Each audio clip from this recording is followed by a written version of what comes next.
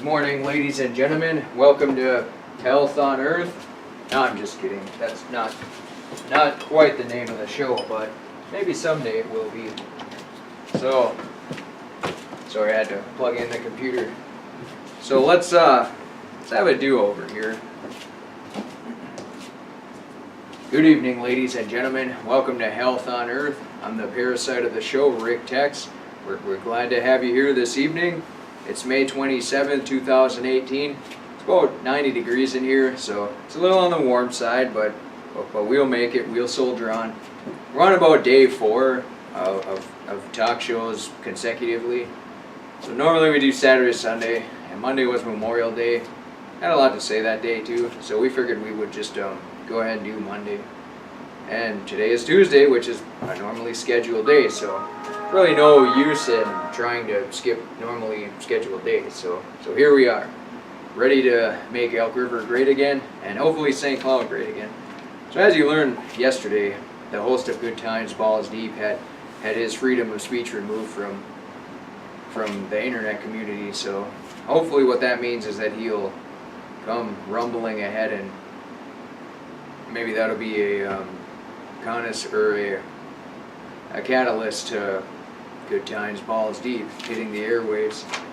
But you know, we'll see. Crazier stuff has happened, no doubt about that. So today we finally got a deluge of rain. It's still raining out there right now. It's probably been raining for about the last hour, just steadily coming down. It's going to saturate the ground real well, and then it should be easy to pull out weeds. Unfortunately, for tomorrow I had some ulterior plans, therefore pulling weeds won't be in the cards, but it would be a good day for it. You only got so much time in the day and so many other obligations as well, so you can't just do everything and hope everything works out all well and dandy. We'll just rumble ahead and see what happens. Now, for this evening's broadcast, ladies and gentlemen, we yesterday I didn't really get into any health topics,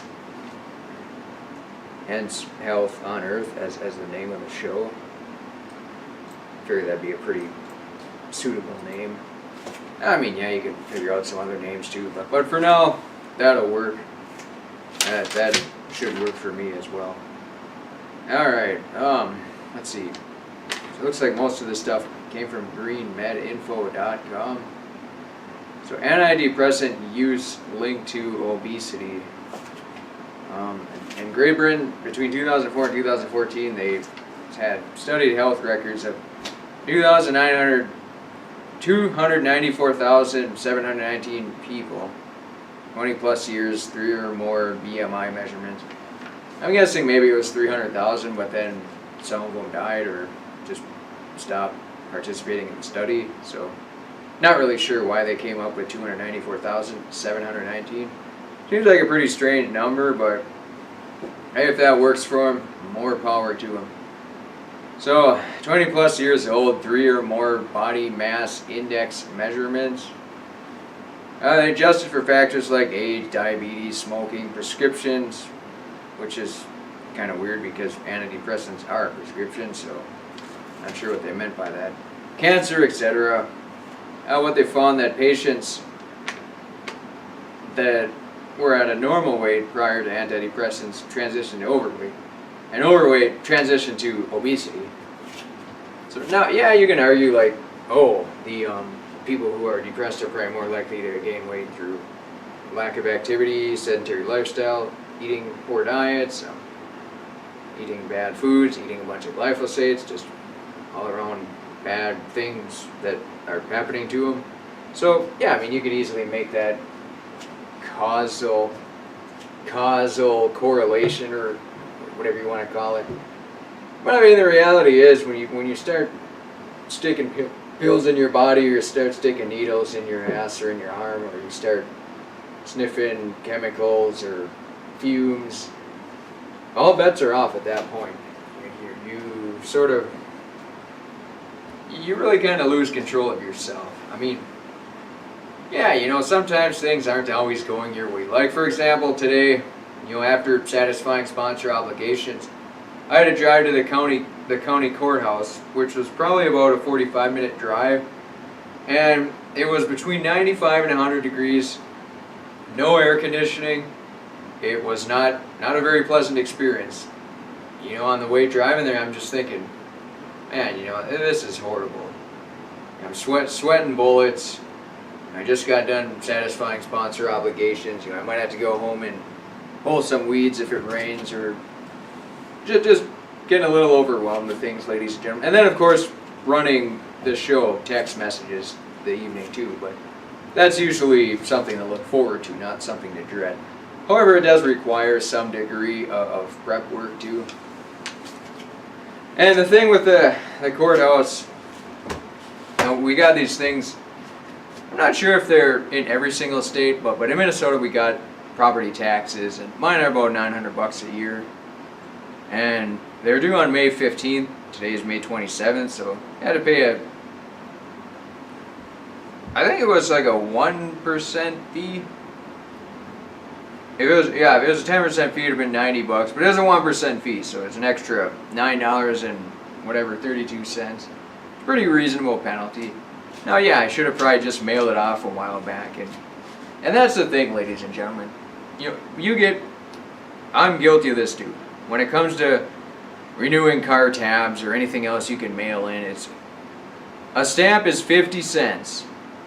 All you gotta do, mail it in, you'll get it back. Now, you can drive all the way to the DMV, and yeah, maybe you got some other things to do while you're there, but I mean, in all reality, you're probably wasting, maybe you're not wasting too much in gas money, but you are wasting a lot of time doing that. Now, yeah, sometimes if you, see, the thing with the DMV and the courthouse in general is that they're only open Monday through Friday about 9 to 5 or 4:30, which means that usually when you have free time, it's not during those hours.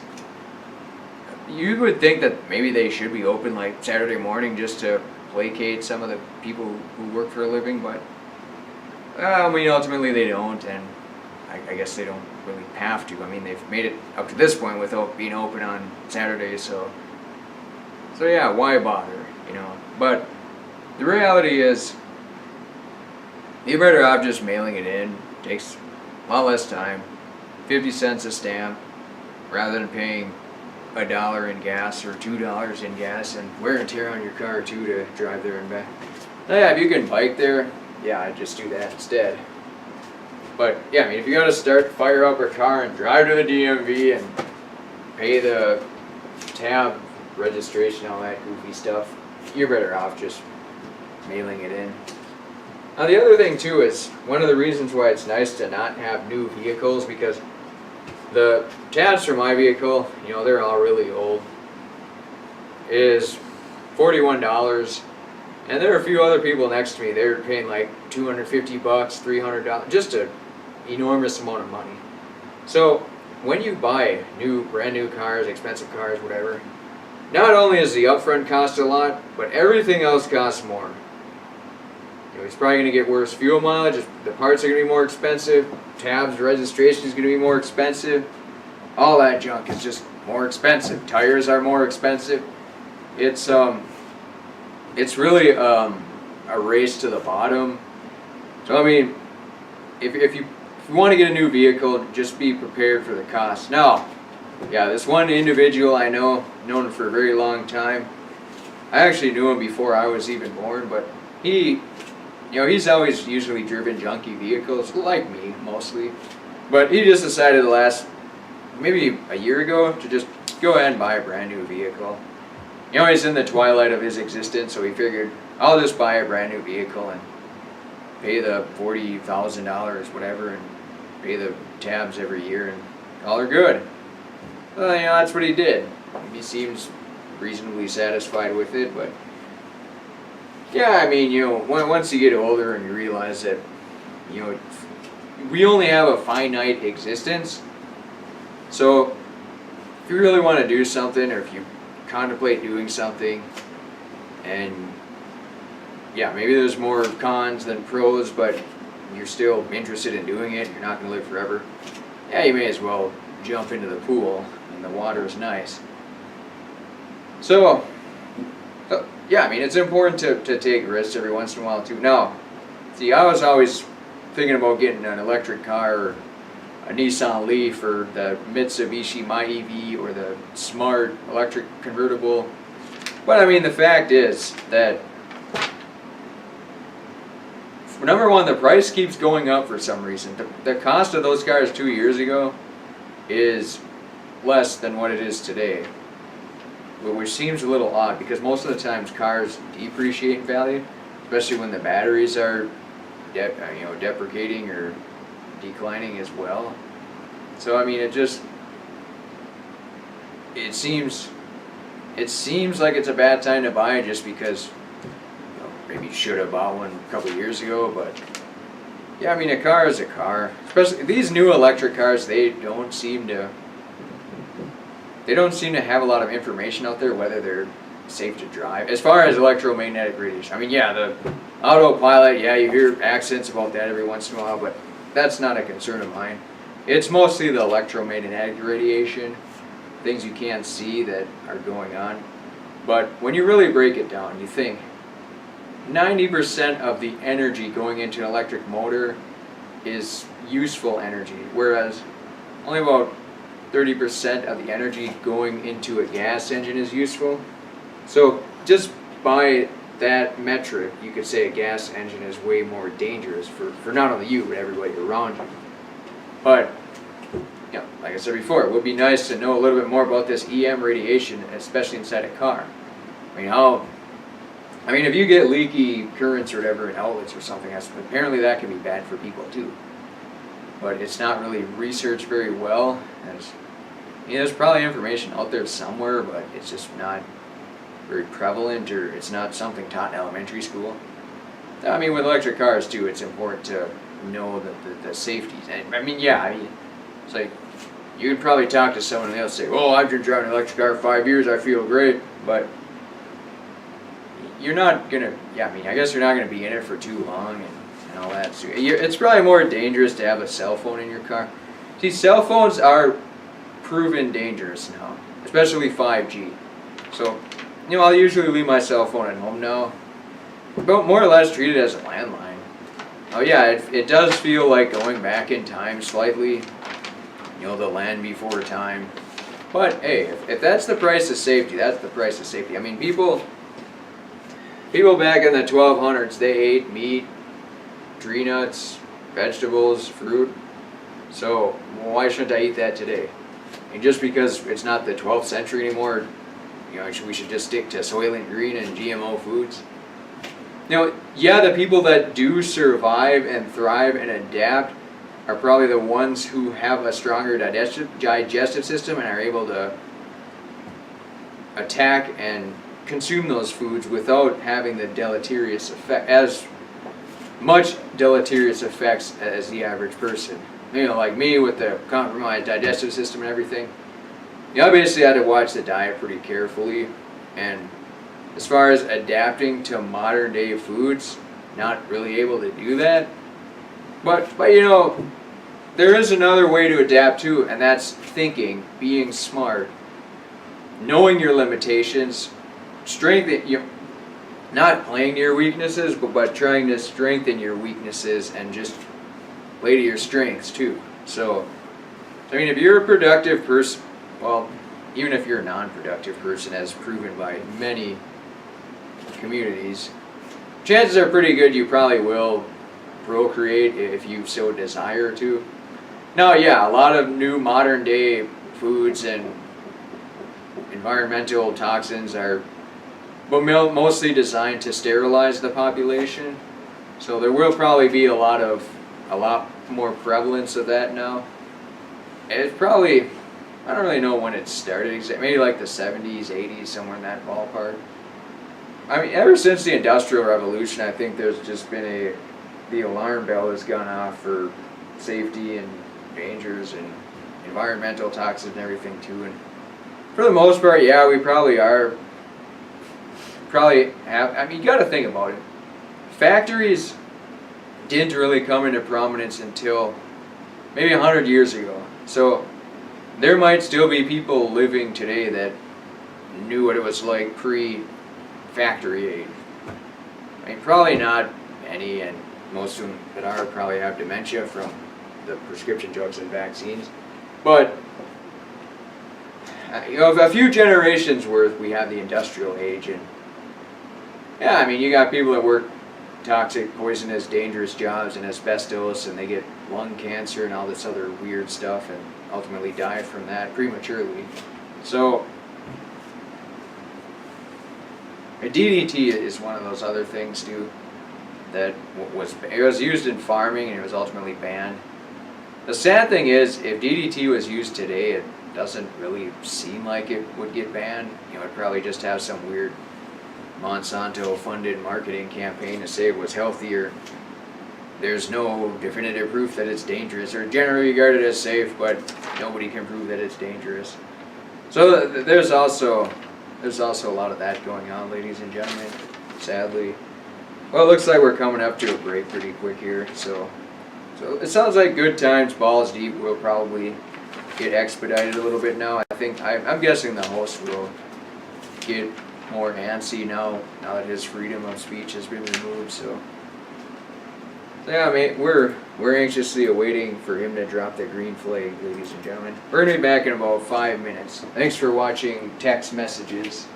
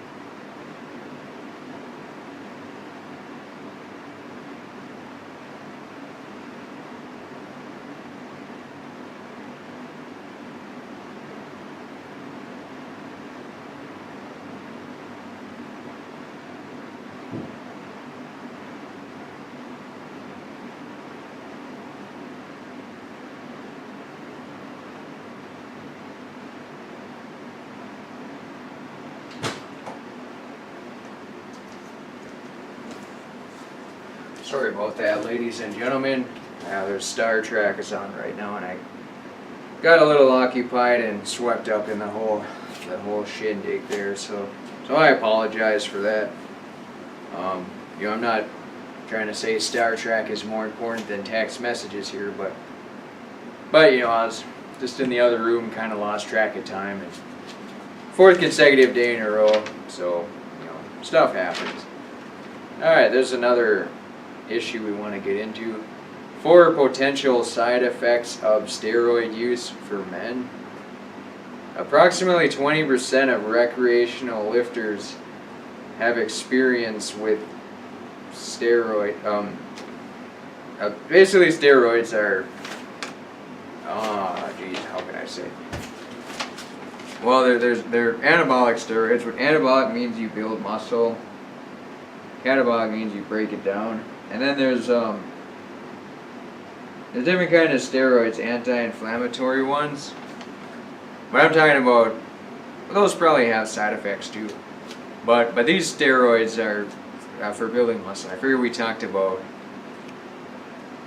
testosterone last time, so I would just go ahead and touch upon this. The DHT, dihydrotetrioxogerone, leads to more male pattern balding. Probably, if you're a female too, you probably lose hair as well. One of the things that prevents it is magnesium. That prevents the testosterone from turning into DHT. So yeah, just make sure you eat plenty of magnesium. Or another source of magnesium is if you Epsom salt. You can take a bath and then just dump that into the water, and then it'll sort of absorb through your skin. Pretty cool deal. Breast development. It's not reversible except with surgery. Now I've heard certain individuals, probably pro wrestlers, they take some kind of, I don't know if it's a reuptake inhibitor or what it is, but they take something to prevent breast development, because pretty disgusting to have male breasts. I mean, you can have huge muscles, and if you got female breasts and you're a male, it's kind of ruins it. Same with the bloated gut. Now that's not specifically one of the side effects, but it is mostly from growth hormone. You can get the bloated gut syndrome. You've probably seen some of the bodybuilders where it just looks very, very disgusting. And it's not really something that you would want to do to yourself. But heart problems, hardening of arteries, low pumping capacity. It increases blood pressure and LDL cholesterol. And then the most controversial one is aggression. Pretty much everybody tries to play down roid rage. They say it doesn't exist and everything. But if you're already prone to aggressive and assertive behavior, it will slightly exacerbate it, but just increasing your testosterone, or minimizing the blocking or dumbing down of it, will also increase aggression as well. But I mean, it's good to be in control of that kind of stuff too. So most people nowadays probably don't really. Yeah, I mean, like I said before, if you're, the difference between packing groceries or playing in the NFL is sticking a few needles in you. Most people will probably stick a few needles in themselves, because you only live once. You got to do whatever it takes. And see, the thing is though, you get a lot of people that ruin stuff for everybody else. Like fitness magazines, you get these people on there. I mean, yeah, some people do have pretty good genetics and everything, and they just naturally have muscle and no fat. But then you get the other people that shoot up on a bunch of weird chemicals and drugs and kind of wreck it for everybody else, because they create unrealistic expectations. I mean, if you watch The World's Strongest Man, they're just these huge 400-pound guys. I mean, there are a few guys that have really abnormally overdeveloped muscles based on their size, but for the most part, they just look like big guys. They got big arms, big legs, and they can lift very heavy stuff and move heavier stuff. So, yeah, I mean, it's just more to be a productive member of society. So, You don't necessarily need giant muscles to do that. I mean, maybe it helps if you want to lift heavy objects. You want to lift up cars and everything. Like if you want to lift up a car without using a jack, yeah, it probably helps to have a 500-pound bench press or 700-pound squat. Yeah, if you can't afford a forklift, then you're probably better off just trying to lift a bunch of weights. Then maybe someday you'll be able to replace a forklift. Hell, maybe get a part-time job or a full-time job as a forklift. So one other thing we want to look into today, actually there's a few other things, but dementia's been on the rise a lot lately. What usually is associated with dementia, it's claims to start with Alzheimer's and it chips into dementia. And there have been some studies that suggest that possibly the side effects of prescription drug use or vaccines results in dementia. 5 million people today have Alzheimer's, which is projected to be 16 million by 2050. Alzheimer's is only responsible for 50 to 70% of dementia. Many times it's caused by something not yet understood by scientists, which you hear often. A dementia spike is correlated with over-vaccination, namely the flu and maybe people are still getting vaccinated for H1N1, just weird stuff like that. The liver doesn't rid body of all the drugs, and as it ages, it becomes less efficient.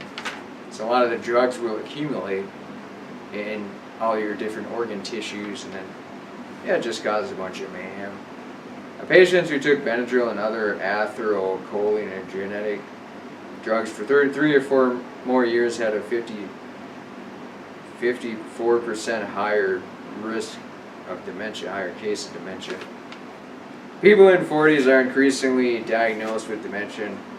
Both aluminum and mercury are linked to dementia.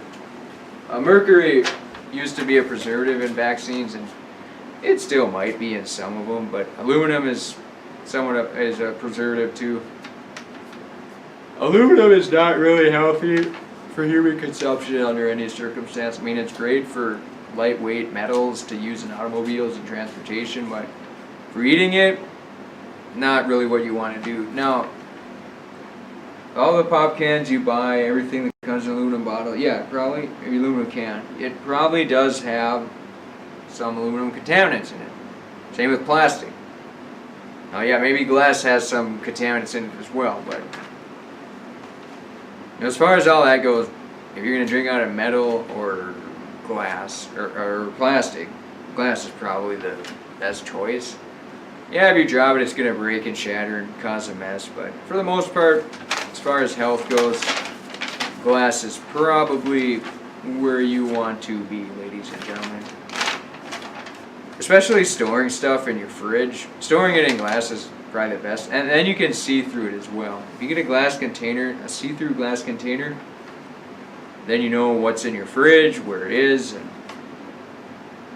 easier to store it there, and you don't forget about stuff. If you store stuff in a plastic container you can't see through, it's pretty easy to lose track of it and to eventually not use it and then open it up one day and see that it's all moldy, especially if it gets shuffled to the back of the fridge. So that's why I always just stick with glass containers. Preferably the ones with the screw-on tops. But they got these clamp-on tops too, those work pretty good. But some glass containers have these tops where you just sort of slide them on, and those aren't very good. Over time they'll just wear out and don't seal very well. So try to at least get one with a clamp on or the jar that you can just twist on it. And they don't last forever either. You know, they will wear out over time. Or maybe in the top of the jar will, the metal will start to corrode, and then it'll get rusty. And so I got a pickle jar, and the lid on that started to get rusty, so I still use it. It's just try not to shake things up or mix all the rust into the material that's inside of it. It's mostly used for bone broth now. So what I do is I'll get a whole chicken, put it in a crock pot all day, like 5 to 3 p.m. or whatever. Then you yank out all the bones and then stick the bones in a crock pot later with apple cider vinegar and just let that heat for 48 hours, and then you got bone broth, which is supposedly pretty healthy. Depends on where the chicken came from too. I mean, if you're getting Golden Plum factory farm chicken, it might not be the greatest, but pasture raised, happy chickens, it's probably going to be pretty healthy stuff. And of course, any other bones you can get too. You know, if you get some bones from a cow or a bison or elk, deer, venison. So yeah, bone broth is just a great thing, very healthy. It looks like we're coming at you another break here, ladies and gentlemen. So it sounds like Good Times Balls Deep is probably going to happen in the near future now. I'm sure the host will definitely want to make it happen now that he's had his freedom of speech removed. So with that being said, it appears to be about time to close the chicken coop door. But it might still be raining too. It's been raining for probably about over an hour now.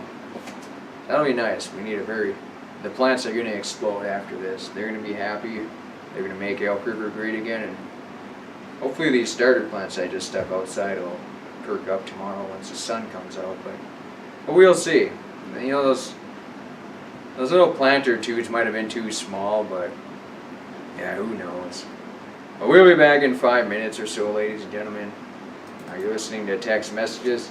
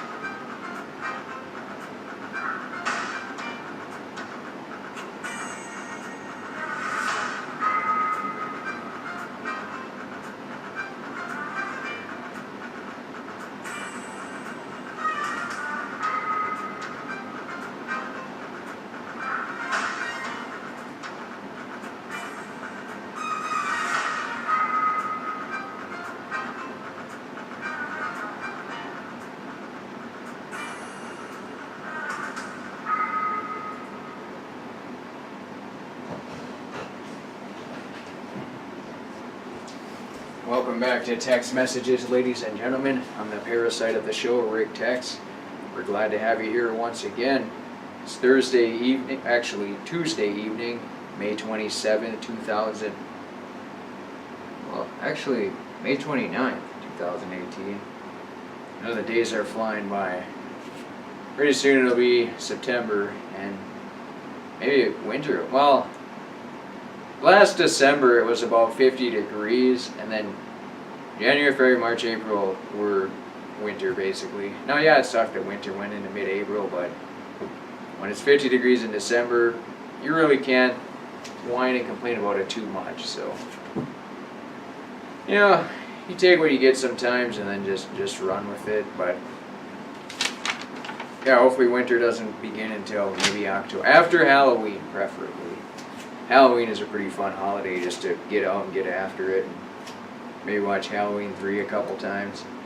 See, maybe doing the 13th episode wasn't such a good idea, because I usually had a tradition of watching Halloween 3 on Halloween, or maybe before Halloween, maybe the week leading up to Halloween. So now that I had to watch it about 5 times for the 13th episode, kind of ruined it. But, you know, that's a sacrifice I'm willing to make just to entertain you, the ladies and gentlemen at home. You know, the 2 or 3 of you that are still watching. But, you know, I mean, if you want things in life, or if you want to be a good person, a productive person, you do have to make sacrifices. Things don't just accidentally happen that it's good. I mean, bad things happen a lot that are the result of accidents, but no, I shouldn't really say that, because x-rays were developed by accident. But it was because somebody was working hard on something, and then they stumbled into, you know, they took a picture of themselves with an x-ray, and they was like, hey, I can see dense material. So what an x-ray does is it reflects light off very, very dense objects and sends it back to the camera receiver. So that's why it looks at your bones, so you can see if bones are broken. Because your bones are way more dense than your skin and your muscles and your tendons and your arteries and everything else, and your hair, everything else surrounding your body. So yeah, x-rays were discovered accidentally. Penicillin, I'm thinking penicillin was probably discovered by accident as well. I mean, I don't know that for sure, but it seems like it probably was. So yeah, I mean, if you're working hard on something, good fortune, fortuitous occurrences will happen on occasion. But you can't really plan for them to happen, it just sort of will. So that's why it's important to be able to adapt to situations quickly. I mean, say for example, when X-ray was accidentally discovered, the gentleman did not know how to capitalize on it or utilize it. Maybe he would have seen an X-ray and thought, oh, that's pretty interesting, no big deal, can't use that for anything, and then flushed it down the toilet. Which would have meant thousands and thousands of people were not diagnosed with broken bones properly as a result of X-rays. So that's why it's a good idea to always think about what you're doing, why you're doing it, what can be done about it, and to utilize that for productive means. So we're going to get into... So one of the biggest misconceptions of diets is that high-fat foods clog arteries or pad hips, especially as it pertains to the highest fat fruit, avocado. The fact is, I mean, low-fat diet, hell, I mean, I was always under the assumption, even probably back when I was in my early 20s, I just avoided fat because I thought it was unhealthy. I had absolutely no clue why I thought that, but just thought it was unhealthy. Just stuck with carbohydrates and protein. Now, you know, back 18, 19, 20 years old, you can get away with stuff like that. But once you get up into your 30s, not so much. You got to be a little bit more careful. I'm looking back on it now, I'm thinking, maybe eating a good healthy diet back then, maybe your potential would have been a lot more, but maybe it doesn't even really matter. You know, you got your ups and downs, you just try to do the best you can.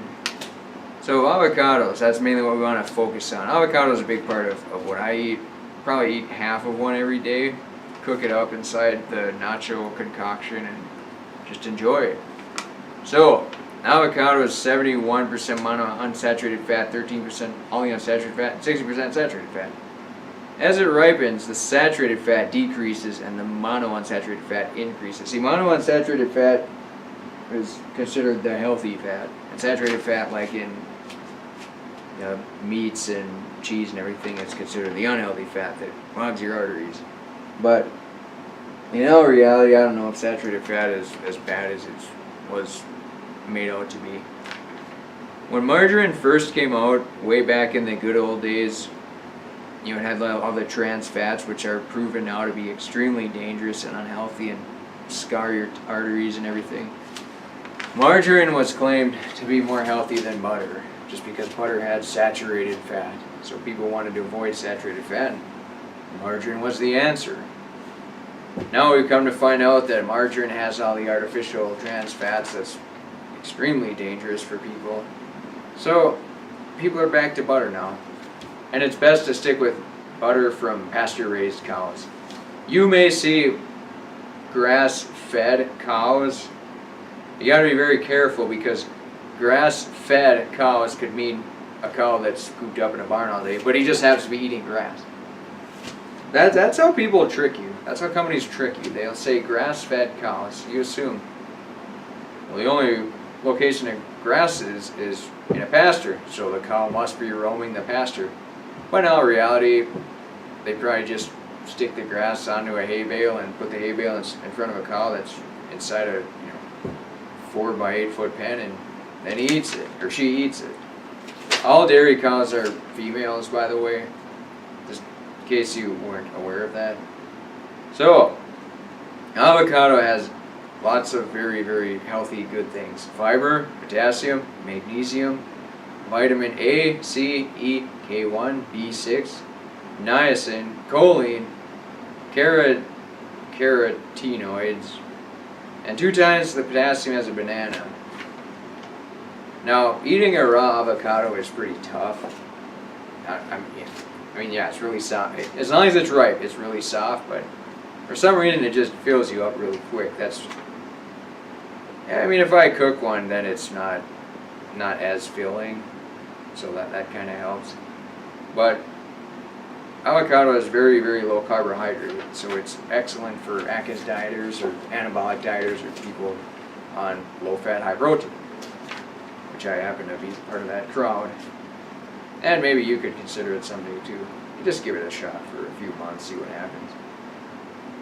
So the National Health and Nutrition Exam Survey suggests that people who eat avocados have higher good LDL cholesterol. They also have a lower risk of metabolic syndrome and lower weight, BMI, and waist circumference. At least 6 studies suggest a positive effect on blood lipids compared to low-fat, high-carb diets.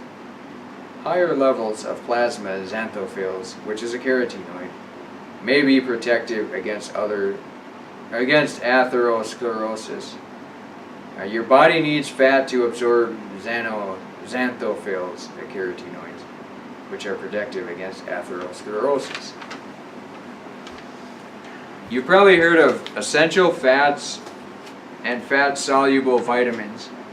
But what you're never going to hear of is carbohydrate-soluble vitamins or essential carbohydrates, because there aren't any. So you don't really need carbohydrates, but you do need fats. Now you may be wondering, like, oh well, how come when I was 18, 19 I didn't eat any fats, I still survived? The reality is, you're still going to just collaterally eat fats here and there, but as far as food like tree nuts and avocados and cheese and basically all the stuff I eat now, try to avoid that just because it had fat in it. No other reason. It just, the name seemed to have a bad connotation to it. So I figured, well, not really a fat person, probably never will be a fat person, even if I tried, so may as well just play to my strength and do the whole low-fat diet and try to be skinny and lean muscle and all that garbage. But that's it. That basically just eat all fat now and protein and still the same body type, so you don't really, but you don't feel a lot healthier. Now, yeah, occasionally I'll eat some bad food here and there, maybe a hen will be sick, or you'll be mad from being inside a cage all day or being stuck behind a fence now. So yeah, then they become less healthy, and you eat the eggs and you become less healthy. But hey, you know, if zombie parasite insists that the chickens don't kick around some dirt, then you know you got to pay the price, I guess. It's part of living in. That's part of being a symbiotic citizen in this world, ladies and gentlemen. Avocado increases activity of 80 Panectin, a hormone secreted by fat cells that regulate blood glucose. So it reduces the risk of obesity. Other effects: anti-aging, prevention of DNA, eye damage, and osteoarthritis, enhances wound healing, and resists against gastric ulcer formation and prostate cancer. So,